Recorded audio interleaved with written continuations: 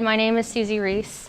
The reason that I'm here today is I started volunteering about 3 years ago with an organization that became known as the Garland County Suicide Prevention Coalition. As a coalition,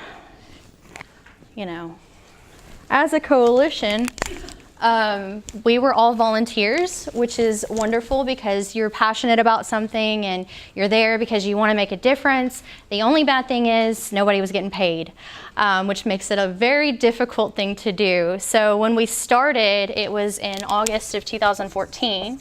At that time, Garland County had the 5th highest rate of suicide in the state of Arkansas. So the national average for suicide is 12 deaths for every 100,000 people. Garland County actually has a population that's right under 100,000. So we averaged out at about 42 deaths for every 100,000 people in 2014. Whenever I came on board, it was right after Robin Williams had died. How many of you know Robin Williams? I have to ask that because I had a bunch of kids once that didn't know who he was, and it just kind of broke my heart a little bit, but so it's not a stupid question at this point, unfortunately. Whenever we met, someone had kind of said, you should go to this group. They're talking about suicide prevention. We think that you'd be good. And when I showed up, it was a group of people. They all knew each other. They were all around the same age, and I was new and had no idea who anyone was and vice versa. And I only remember saying one thing, and it was, if Robin Williams, who is beloved by most everyone, who is someone that brings a lot of joy and light into people's lives and has money and fame, if he dies from suicide, what happens with the person who doesn't have all of those things? And what happens with that kid who's struggling and looks at him having been a role model and making that life action the last thing they've ever done? And I didn't really think much of it, and I left. And what happened after that was everyone just started telling people I was in charge of this group, and it was extraordinarily scary because I'm like, I only said like one thing and you don't know who I am. But they kept on. And so eventually, after a few months of me saying no, I finally agreed to be the chairperson of that coalition. I didn't know a lot about the actual issue as far as numbers and strategies and doing consulting and speaking about it in front of people, and it was extraordinarily scary because, like he said, it's a very touchy issue. We all have opinions. We all know what the word suicide means. We have a perspective, whether it be religious, whether it be we've lost someone, whether it be whatever reason, we have an opinion, and sometimes that opinion is a barrier. And then when you're trying to talk to another person, you're wondering what their barriers are, and you don't want to step on their toes, and so you've got another barrier, and then you've got a societal barrier, and you've got a religion barrier, and you've got all of these reasons not to address this problem. So when we started doing this in 2014, the first person I went and saw was our county coroner. And it was a terrifying thing to think of. And I walked in the door, and there's Stuart Smedley, and he's like the funniest guy you'll ever meet. He says the most inappropriate things, and you're thinking, wow, how did you get in this role? And you realize his humor is what keeps him going because of the things that he's doing. And he said, Susie, you're asking me for my opinion, and you're going to regret it. And he was really wrong about that. I learned quite a bit from him. I have poured through files. I have seen things that you cannot unsee. But what it's done is it's shown me paths, it's shown me trends, it's shown me the things that people are truly struggling with. So why did I come to that table in the first place, though? Well, when I was 10 years old, I lost my father to suicide. He was the first sergeant in the 3rd U.S. Infantry. He was highly respected. He had full access to the White House. He was the first man on the first horse in President Bill Clinton's inaugural parade. That man was everything. He was Superman in a lot of ways. 6'6", bodybuilder, dark features.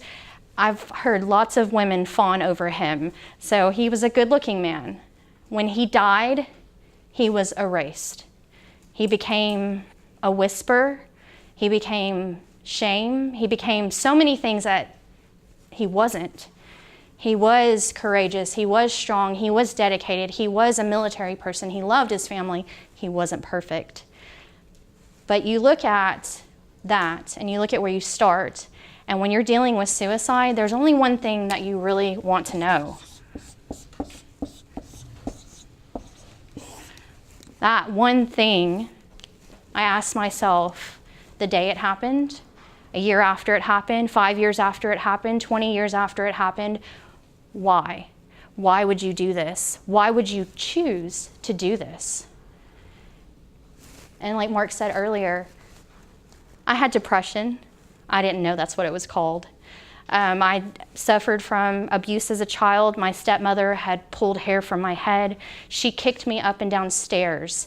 My grandmother referred to my back one time as having looked like hamburger meat, and she wished that more than anything she could have had a photo of how awful my back was. But we didn't talk about that either. We didn't talk about child abuse.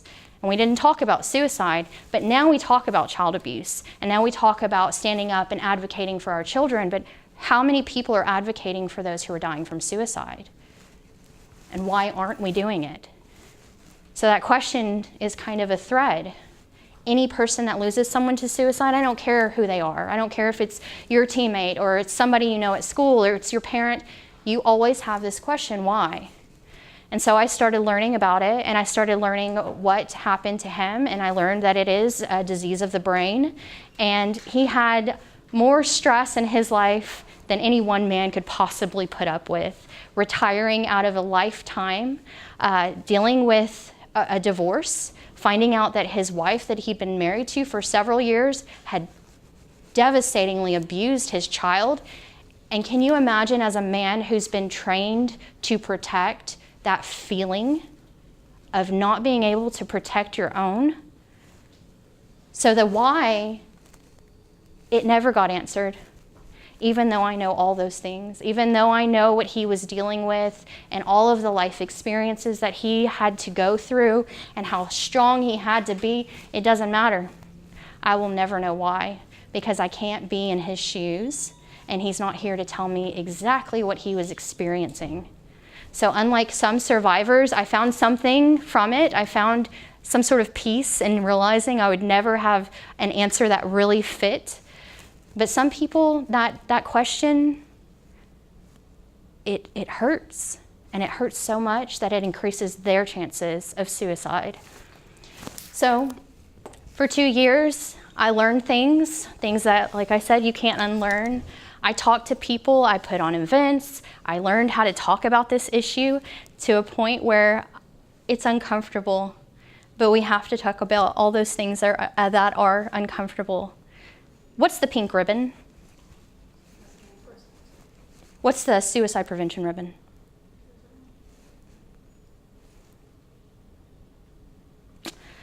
There are top 10 leading causes of death. What number is suicide on that? Is it on top 10?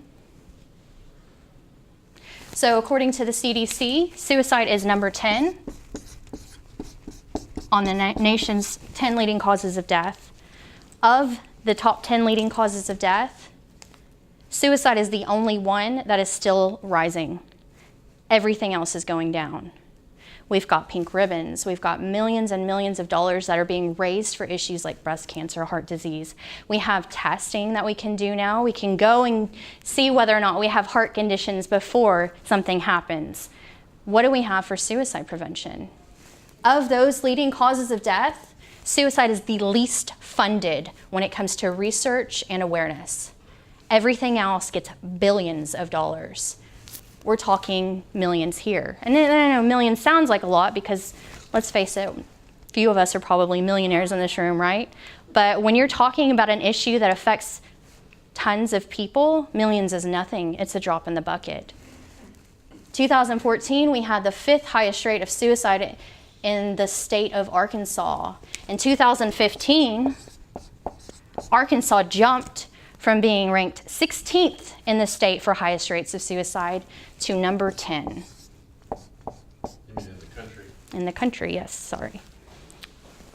We're going up. You're more likely to die from suicide than you are a motor vehicle accident in the state of Arkansas. You're more likely to die from suicide than homicide. It's actually twice as more likely. We don't hear about it though. 572 people in 2015 died from suicide in the state of Arkansas. For every one death, we're looking at least 200 people that are considering or attempting suicide. So just in Garland County alone, we had thousands who have attempted. I'm happy to say that as of 2016, Garland County has seen a 52% reduction in the rate of suicide. What's the difference? Awareness. We're talking about this issue. I'm putting it in your faces whether you want it or not. You know what's going on. I'm in front of you. I have someone else who's in front of you. And it's not me. It's not just me. It's community-wide. The Garland County Health Unit has trained every single one of their employees in suicide prevention. Ouachita Children's Center has trained every single one of their employees in suicide prevention. I was just at another organization today where they trained 80% of their employees in suicide prevention. What's the rest of the state doing? There are other organizations that are doing suicide prevention, but unfortunately, we're few and far between. So we need more people invested, because every time we lose someone to suicide, there are between 8 and 35 people who are significantly affected. Their daughters who no longer have a father, their wives who no longer have a husband. It happens all the time.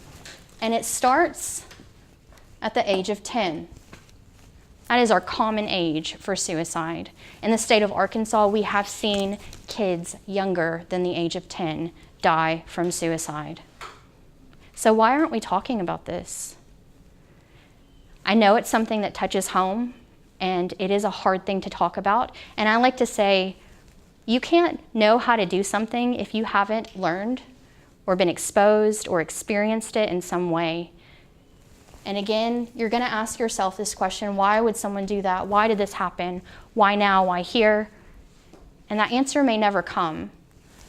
But what we can do is we can turn that into a reason to make changes and start addressing it moving forward, because unfortunately, no one here knows how to time travel. Believe me, I've tried. It doesn't really work out the way you want it to.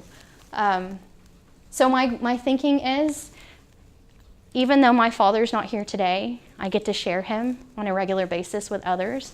I get to help people by talking about something that's hard to discuss, and hopefully motivate someone and give them that encouragement to take something that's not fun, that's truly tragic, and turn it into something that can inspire others.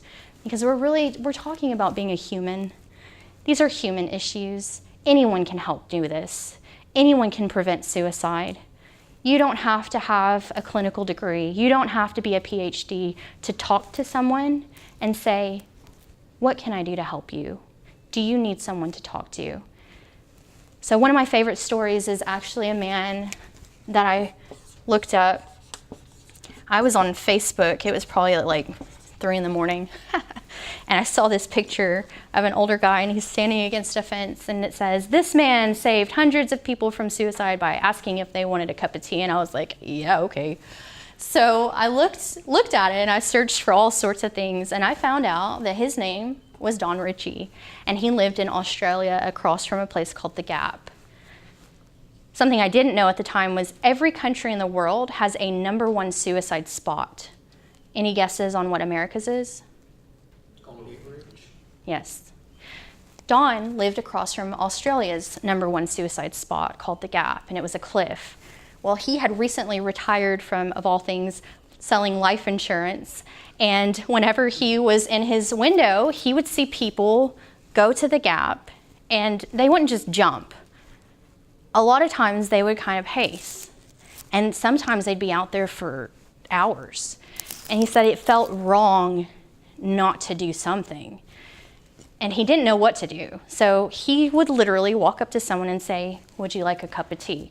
Now down here we might say, "Would you like some sweet tea?" But in Australia they like warm tea. So he would ask them that. Hundreds of people said yes. Hundreds of people took him up on that opportunity. They said that he wasn't keeping track, he has no idea, but it's upwards of 500 people that went back with this man to his house simply because he made them an offer. It's a strange thing. It sounds almost unbelievable, but it happens over and over and over again. There's a thread on Reddit of people, and it says, what was your last day like when you were going to attempt suicide? And it's almost, you're like, I can't read this. It's going to be awful. But more often than not, those people who were thinking of attempting, they came across a complete stranger who maybe slid them a note in a diner and said, I love you. And that's all it took. Or maybe it was when they were standing on that bridge that night and someone pulled up in their car and said, hey, where's your house? I want to take you home. And they got in that car, and they may never remember that person's name or even what they really looked like, but it was something that stayed with them. Dawn did that for hundreds of people by simply giving them an opportunity. And we know that there's something called ambivalent. Does anyone know what ambivalence, the definition is? Of two minds. The hardest thing about suicide prevention is I cannot force anyone to do anything they do not want to do. I can't make my children clean their room no matter how much I yell at them. Believe me, I've tried. But when you're talking about someone who's dealing with suicidal ideation, they have two minds. They have a mind that is screaming out for life, and they have a mind that couldn't care less if they died. So our goal isn't to force them against their will to be here. Our goal is to reach a hand out and say to that side that wants to live, here's this opportunity. How can we help you? Every single component in this curriculum is suicide prevention.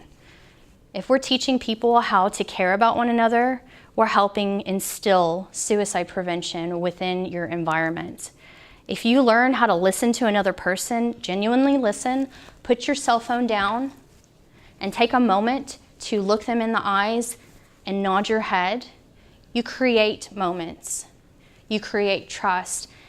You guys are dealing with kids that don't trust people. They have been hurt. I understand what that feels like. I understand. I have mommy issues because of what I have been through. To stand up in front of someone and say, I have depression, that is not an easy thing to do, but it is empowering. It is extraordinarily empowering because you cannot use that against me, ever. They need to learn how to empower themselves and how to use what we might think of as weakness in a better way. If you can take suicide prevention and talk to people and share something that most people would never think of sharing, you can do absolutely anything. I don't have a degree. I have a degree in life. Anybody can stand up here and do this. And there's tons and tons of stories in the world. That's all it takes. Sharing a little bit of ourselves and trying to give someone an opportunity to be respected in some way. So I will get off my soapbox. And if you have any questions, I'm happy to answer them.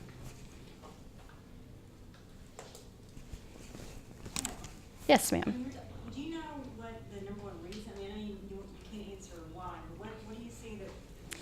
So our top two risk factors are mental health, with depression being number one. 90%, they say 90% of those who die from suicide are dealing with depression. Number two is substance use, with alcohol being number one under that. So I don't know what you guys do or do not know, but substances actually mirror mental health issues on the brain. So if you've been drinking for a week straight, you have the same brain chemical makeup of someone who has depression. And so if you combine those two things, you have an extraordinarily depressed person. And I can say from my studies and my research that most people who die from suicide, I would roughly guesstimate 70% have alcohol on board at the time of death. Anytime you have someone that's binge drinking for several days, they are extraordinarily high risk. That in itself is just not conducive to mental health. Is the suicide, is it a sudden, as in a few months situation, or is it a long term that they finally commit suicide? It depends on each situation. I mean, there's no black and white answer for anything. Typically, there are some sorts of behavioral, gestural, or vocalizations that we see, though. I was at a panel discussion, and someone said this the other day. They said that the first thing someone with depression does is they lose their voice. They can't tell you that they have depression because it's shameful and it's scary. I don't know, it stuck with me. So it's not always going to be something that we think we can see signs for, but a lot of times there are definite signs. Especially in older demographics, you'll see where even within a week, they've gone and seen a primary care physician, but that doctor may not have had the skill set to recognize what they're looking at. And when you're talking about suicide, people have a thing in their, okay, this is the type of person, but there's no type. White men over the age of 50 are our highest risk within the state of Arkansas. How many of you guys hunt? Anybody likes to hunt? You're high risk. I'm high risk because my father died from suicide. It just depends. I believe personally, and this is opinion, that when you're talking about suicide in itself, just the environment that you're in after is not conducive to good mental health, because in my situation, we didn't talk about it. He was swept under the rug, and it was a very stigmatized issue. So living in a situation where you don't feel like you can love your dad, even though he's not there anymore, was not good for me. And so it's not necessarily just a genetic predisposition, it could also be an environmental one as well. And so it's very important for us to understand that. The other thing is something that we see a lot. If you're talking to someone and you're like, okay, I'm gonna help them, maybe they're suicidal. If you say, you're not gonna kill yourself, are you? No. Or, you don't wanna hurt yourself, do you? What does that mean? No, they don't wanna hurt themselves. They want the pain to end. That's not at all what they're thinking. They're not thinking, I'm gonna hurt myself. They're thinking, I don't wanna hurt anymore. So it's important for us to understand that as well, and that phrasing. And so when you're talking to someone and they say, I can't do this anymore, I can't do Monday, or I can't do life. There's a distinction. And we also get people that are seeking attention seeking. You guys hear that? They need attention. That's all there is to it. But when we joke around about things like, oh, I could just kill myself, it diminishes the meaning of when someone actually does mean that. So it's important. Do you find people that cut or something, is that somebody that also is leading? There's two segments under that. So you have non-suicidal self-harm, which is the intent is it's a release for pain, it's a psychological pain, and they're trying to feel it in some way. And there's a certain way that we recommend that you handle that. Like if they're cutting, don't just take their whatever they're using away. Maybe give them a rubber band because they still need that. And it's like anything else. It's like taking cigarettes from someone who's smoked for 50 years. They're going to be angry with you. But then you also have suicidal self-harm. And so there is a distinction, and there's no way to just tell you blanket that this is what you're looking at. It's an individual issue. The way to address that is it's deadly behavior. If you're cutting into your wrist, even if your intent isn't to die, that is a possible outcome. So we talk about clean instruments, we talk about making sure that we're being safe and things, and it sounds awful, but you have to stair-step them down to a point where they're not there anymore, but you can't just take those things from them, because that is a crutch in a lot of ways. And I would maybe pull them aside and ask them, and even suggest the rubber band as an alternative, and just say, I can't let you do that in the classroom, and I care about you, I want you to be safe. But that also would show a level of understanding on your part that they may trust you more if not just taking from me. And that's a control issue. Intervention at that point. Most definitely, yes. I am actually now serving all of Arkansas, and you'll probably see us regionally within the near future. Right now, I am serving schools, and I don't think I did a very good job of explaining what I do. There's no simple way to tell you. I do presentations, we do trainings. Those are free of charge always. We want to come and get this information out in any way. You call me and say, hey, we want you, I will be there. We also do strategy. So do you guys have school suicide? How many of you have tornado drills? Everybody? Active shooter drills. Suicide prevention drill. Nobody? You don't do suicide? Yeah, that's a problem. Teacher, don't we have something else to do with suicide prevention? You should also have a plan for your school. Yeah, that's 2 hours every 5 years. That's not enough. Our shortest evidence-based training is 4 hours. And we forget things after a year. You need to do annual refreshers. But I mean, it's something, quite frankly, I think we'll see more mental health, more social emotional wellness in our legislative sessions moving forward. We have had 3 suicide prevention bills passed in Arkansas recently, and one now mandates that all college incoming students have to have some sort of suicide prevention education. It doesn't tell us how long or anything like that, but it has to be interactive sessions. So we're actually working with a few colleges to implement some programming. What we do is we can come in and help develop strategies and teach you the right way to do things, because even in suicide prevention, it's not always something that people know a lot about. Even today I was with a group and they're doing no harm contracts, and those are no longer recommended in themselves. We promote safety planning versus the no harm contract. Yes, ma'am. Do you have anything to recommend for students who said that they wanted to commit suicide in previous times before, and maybe their parent or their guardian see as attention seeking, as you were talking about, and giving them that attention that they need, but not creating a cycle where they feel they have to make such a threat in order to get that same response? We have some programs that we promote. There's one called Sources of Strength, and essentially you're teaching kids how to connect with each other. We don't suggest that you have a peer mediator by any means, but they need to be empowered, and they also need to be heard. Unfortunately, though, when you're dealing with substance use or suicide, you get worn out as a family or a friend. If you've dealt with that, after a while, it's called compassion fatigue. You can get worn out. I mean, how many people know someone that's addicted to some form of substance, and after a while it's like, I don't have any more money, I can't bail you out of jail, whatever else. Sometimes one person may not be the answer for the other person. Sometimes they need someone else to come in and say, let me help you.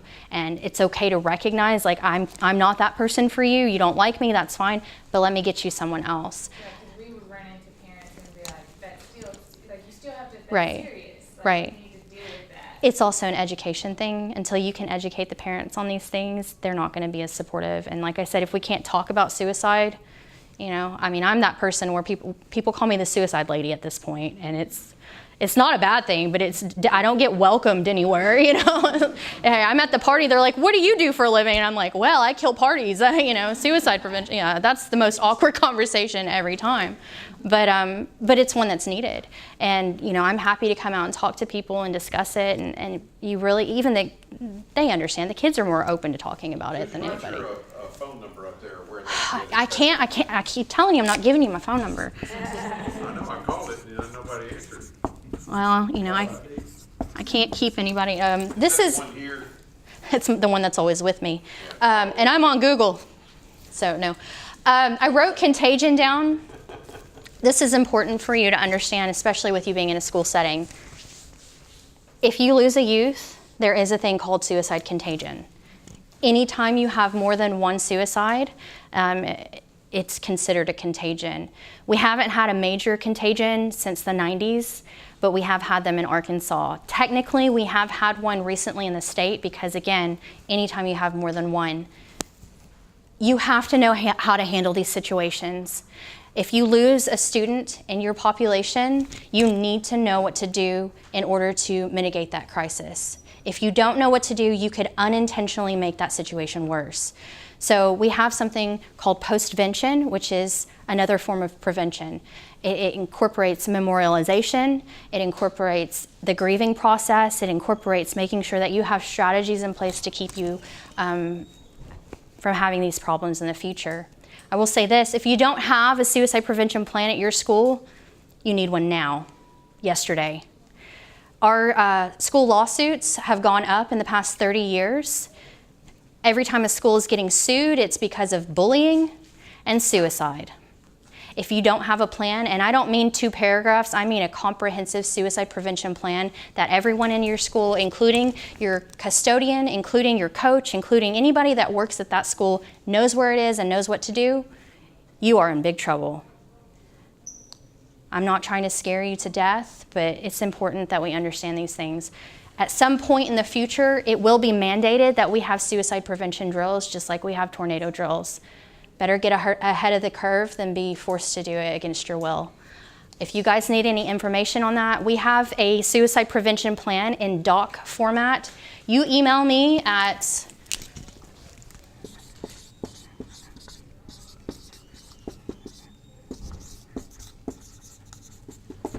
yes, that's a Y. You email me here and ask for that plan, I will send it to you, and then you can copy and paste your heart away. There's no reason not to have a plan. So that's what I've been doing for the past couple months, is going around and simply talking about that. We've already had a few counties in the state who have asked for comprehensive plans set up for all of their school districts. I'm happy to help make that happen. It doesn't just protect you as a school, it protects your youth. What happens if you walk in and you see a kid that's just attempted in the bathroom and there's other kids standing around? What do you do? And even if you have the perfect plan, do you trust that she does? Do you know what each other is going to do? You can't always guarantee that. And if you're handing things off while it's happening, and believe me, I get calls all the time, and I've been doing this for a few years now, my heart is always racing. I'm never 100% confident, and the moment I'm 100% confident, I don't need to be doing this anymore, because we're talking about people's lives. So it's important to understand we have to have precautions in place, and there's no reason not to. I was gonna say it's still in the works, because I still want to work with Susie, because there are so many parts to suicide prevention that I don't want to leave out. Right now I have a plan, and I've really looked hard at the National Suicide Prevention Hotline or Lifeline. Is that right? Yes, the NSPL. Yeah, and I've gone through their website with a fine-tooth comb and found everything, and I have a lot of numbers. I have a lot of numbers that I put into the program right now that I'm still writing. But what it does is it has the first lesson we talk about the signs and the risk factors about what can lead, and what I think. And I want to work with Susie on this. What you need to do is you need to find out, I don't know how they do it at schools, find out like a student's history. And I know that's hard, I just don't know. I'd be good with that guy's plan. Yeah, exactly. To find out like what a student's history is, if they've ever had someone in their family commit suicide, because they're at risk. Do they, and I know it's hard because you're not supposed to diagnose students that young with mental health problems, but if they have any kind of on average, I can't remember the exact percentage, but if your students are making D's or below, they're your highest risk. You guys are dealing with the highest risk populations in your schools. Your A students aren't typically high risk, but I was an A student. No one would have known that I was highly depressed and suicidal. So it's not always going to be, that person that fits right into that box. But you can, like he said, look at certain factors and kind of gauge. The VA had a program that they put out where they did that with veterans. They just kind of popped in these specific risk factors, and they pulled out a number of people and had names, and a lot of those people that they populated were high risk and had either self-disclosed or it came out after they kind of contacted. So there is a way to do it, but you're talking about a lot of work for sure. Exactly. Yeah. And so that's something that's got to be done it's got to be a process, but we definitely want teachers to be able to recognize, like if you see a student and you just, in any kind of recognition, just asking them is not going to hurt. I've read that they said that, are you okay? No. Okay. She can tell you better than I can that asking that question does not raise the risk. If you, like I said before, if you ask them if they're thinking of hurting themselves, they're probably going to say no, because that's not what they're thinking of. They're thinking of ending the pain. If you say suicide, we all know what that word is. And yeah, they can lie to you. I mean, it happens. But more often than not, if you're sincere in how you ask it, people are going to be honest. And I'm at the point now where people just look for me. The other night, somebody was texting me at 11 o'clock at night, and I'm like, I go to bed at like really early. So, but people find me because they consider me a safe person to disclose these things to. So if you're open and accepting of, hey, if you have mental health issues, I'm not going to shame you, I'm not going to stigmatize you, more people will reach out to you. Our second and third lesson are called How to Find Help, and that gives a kind of a step-by-step saying, like, ask yourself, what am I feeling, and then find, if you're actually in the ideation, which is actually thinking about making a plan, finding a safe space, finding a person that you know will not judge you, that will keep you safe, and then if it gets to a point, finding a mental health professional that you need to talk to. Now the third lesson is we're calling it How to Become a Go-To, and that was just a term that I stuck to. It's just being someone that is not afraid to ask that question, being someone that a person knows that they can go to, and not leave them alone, because that's that's the worst thing you can do is, if someone's having those thoughts, is to leave them alone. So I'm still working, because I wanted to do more with the postvention that I have not written yet, but I want to. I definitely have been working with Susie because I trust her opinion, and I wanted to just have something for because like we said, everything in our curriculum is suicide prevention, but it gets to a point where you need more immediate action than, let me tell you about compassion. It's more like, let's get you help right now. We can teach you more about compassion later, but you need to be safe. So. And something that Mr. Vining said earlier about relevance and bringing in people. There are people in the community that go around and talk about these things. I always encourage that who you're inviting into your school, because you may get someone that shows up and you're like, ooh, I don't promote what you're saying. But if you need speakers, I know people, I'm happy to help, and we vet all of our speakers and consultants to make sure that they're the right fit for you. Because sometimes it's that one person that comes in that actually lived that story that's the most effective, because they don't feel like there's a connection between you, because you're that guy and you don't know what I've been through. But if you can bring someone in that they would listen to, that can make a huge impact. We know that families are the best source of protection, but I've heard so many stories where it's just that one person that came in and really mentored them in some way, in some real way. And there's some pretty amazing people that we have throughout our state. Yes. Being a teacher, a parent, 13 reasons why, people are running kids of all ages are, telling me to watch it, and it's, to me, is that a positive or negative? Because I watched part of it, and I've got to tell you, it's a mixed bag. I'm thinking, you're kind of. Yeah. I'm sorry if you notice my face gets a little, yeah.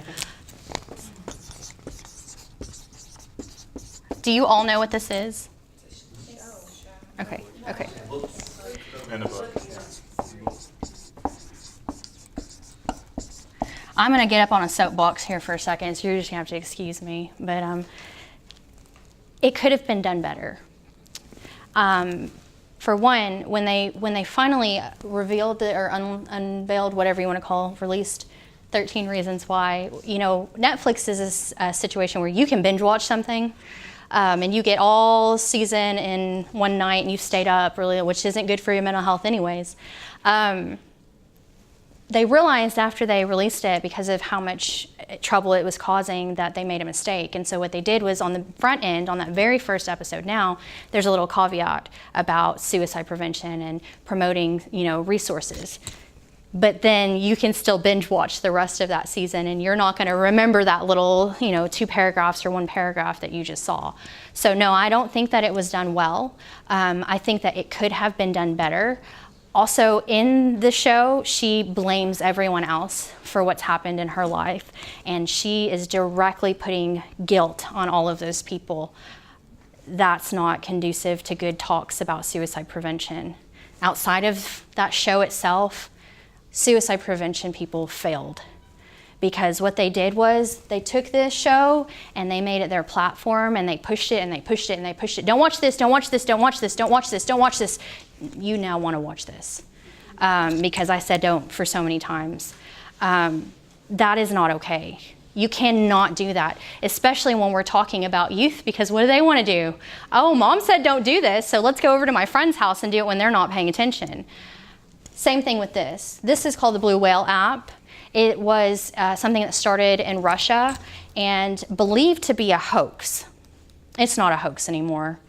People are getting this app and downloading it, and you have a master who tells you what to do. And it starts with little things until you end up taking your own life.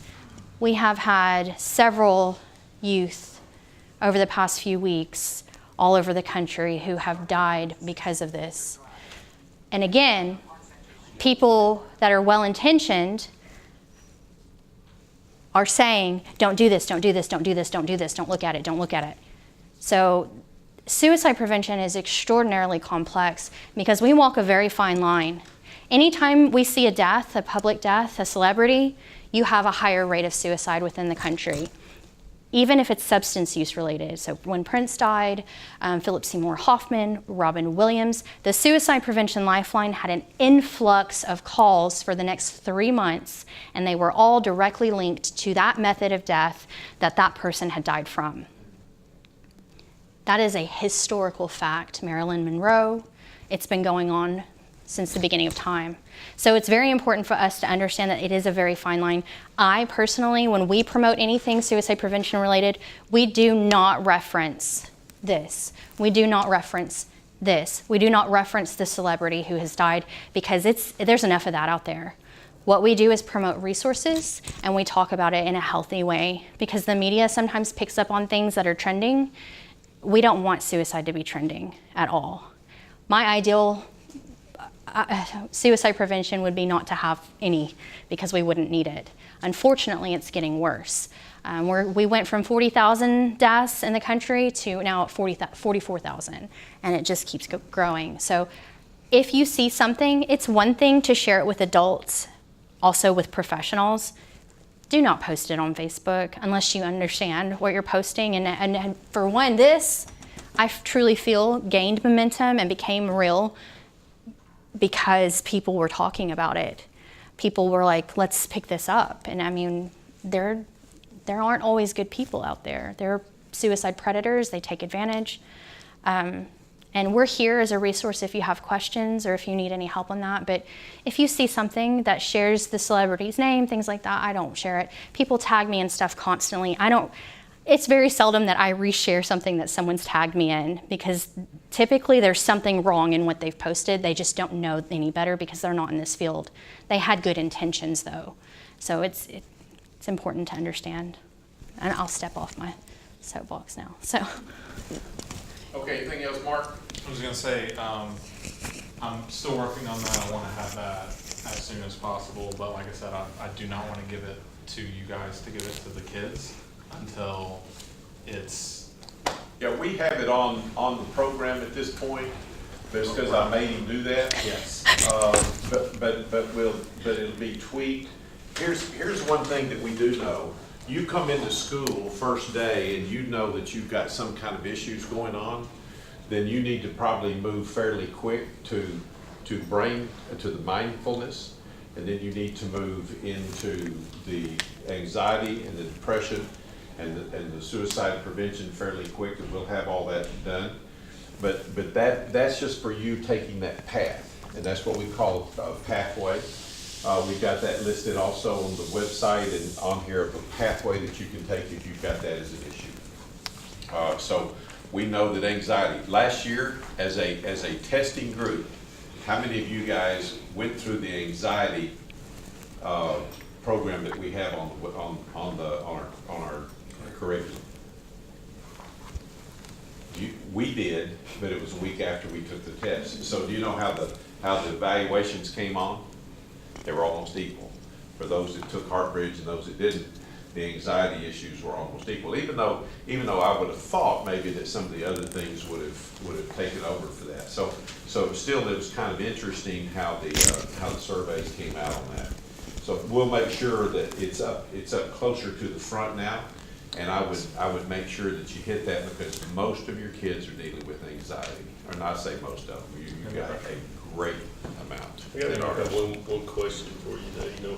And I don't really know where I'm going with this, but every time you've heard somebody that's lost somebody like that, they'll say, well, I never thought that person would do that, or that person was always so upbeat, or that person was always, they always list these positive attributes to the person that did that. So, I mean, is there a way of looking at somebody, or telling if somebody's in a situation like that? What we really promote in suicide prevention is help-seeking environments. So yeah, I mean, my dad was he was charismatic, he was well-loved, he was, everything everybody wanted to be. And then when it happened, it was like, no one had a clue. I know for a fact that's not true though. I overheard him specifically tell someone what he was going to do. That person didn't do anything with the information. Now this was more than 20 years ago. That person may not have known what to do with the information, but they didn't do anything with it. I personally believe that they typically reach out to someone, but that person probably doesn't have the skills to act on it in any way. And that's what I found in what I'm doing most of the time. Right. Well, you're not supposed to anyways in the military. I mean, that's just not the mentality that you have. I've trained Marines. I mean, they do it because they have to, but you're struggling with things though. And I still think that someone in some way, and it may not be I'm thinking of killing myself, it may be that I'm hopeless or I can't do this anymore, or, however they're vocalizing it again, because they're not just gonna normally come out and say those specific words.